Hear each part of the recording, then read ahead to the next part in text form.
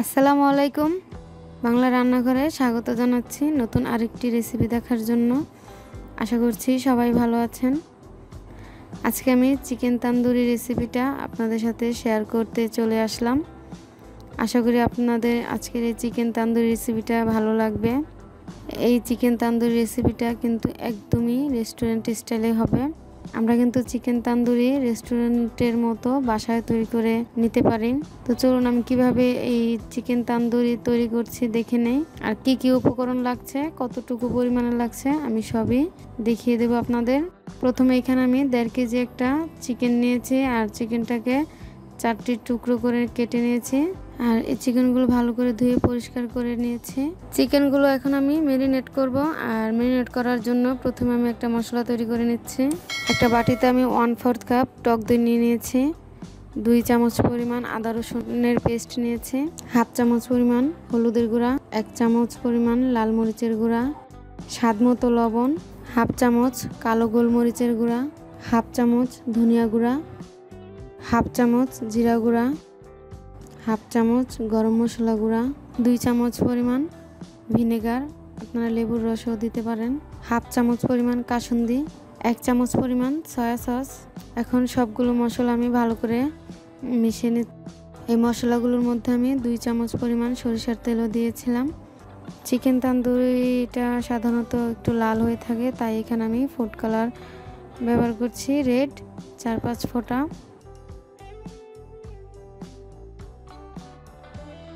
মশলাগুলো মেশানো হয়ে গেছে। এখন আমি বাজারে কিনতে পাওয়া যায় চিকেন তান্দুরির মশলা প্যাকেটের থেকে 2 চামচ মশলা দিয়ে দিচ্ছি। মশলাগুলোর মধ্যে এখন আমি চিকেনগুলো দিয়ে ভালো করে হাত দিয়ে মশলাগুলো আমি চিকেনের গায়ে লাগিয়ে দিচ্ছি, দেখতেই পাচ্ছেন।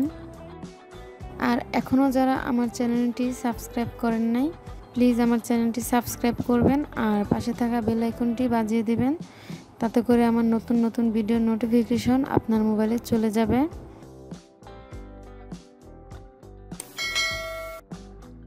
এই তো চিকেনগুলো ম্যারিনেট করা হয়ে গেছে। এখন এটা আমি কমপক্ষে 1 ঘন্টার জন্য এটা ঢেকে রেখে দেব।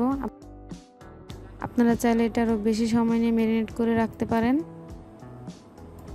তো ফিরে আসছি 1 ঘন্টা পর।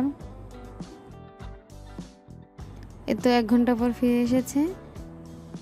এখন আমি আবারও হাত দিয়ে একটু মশলার চিকেনগুলো ভালো করে মিশিয়ে দিচ্ছি।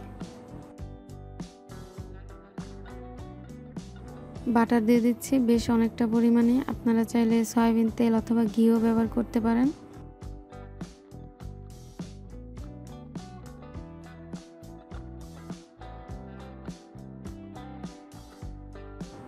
এর মধ্যে আমি চিকেনের পিসগুলো সবগুলোই দিয়ে দিচ্ছি।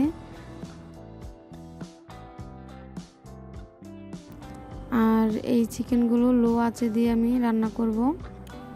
এই তো চিকেনগুলো দিয়ে দিচ্ছি আর এই মশলাগুলো আমার পরে কাজে লাগবে।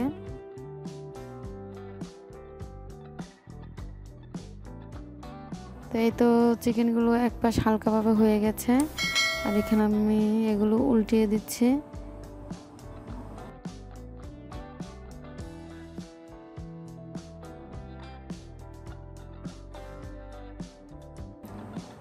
আর উল্টিয়ে দেওয়ার পর রেখে দেওয়া মশলাগুলো আমি একটা ব্রাশ দিয়ে চিকেনের গায়ে আবারও লাগিয়ে দিচ্ছি। এইভাবে করে আমি উল্টিয়ে উল্টিয়ে আর মশলা যতক্ষণ থাকবে ততক্ষণে আমি ব্রাশ করে দেব।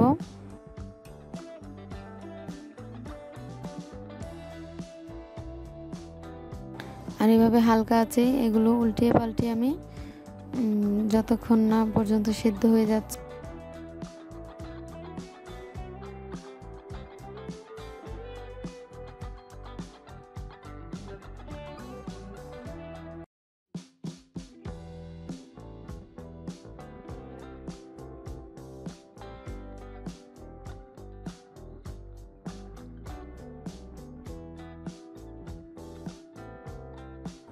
এভাবে আমি উল্টিয়ে পাল্টিয়ে চিকেন তান্দুরিগুলো ভেজে নেব।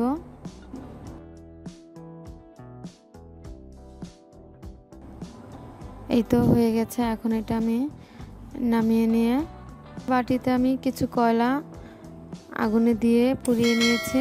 আর এর মধ্যে দিয়ে দিচ্ছি 1 চামচ পরিমাণ ঘি, আপনারা তেলও দিতে পারেন। তো দিয়ে সাথে সাথে আমি ঢাকনাটা দিয়ে ঢেকে দিচ্ছি। আর যে ধোঁয়া উঠছে এই ফ্লেভারটা চিকেনের মধ্যে চলে আসবে।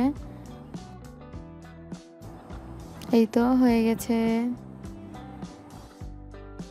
পরিবেশন করেছি আর সাথে দিয়েছি শসার রায়তা।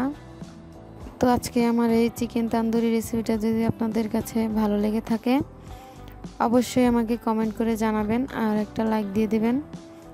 শুরু থেকে শেষ পর্যন্ত পাশে থাকার জন্য অনেক অনেক ধন্যবাদ। সবাই ভালো থাকবেন। আল্লাহ হাফেজ।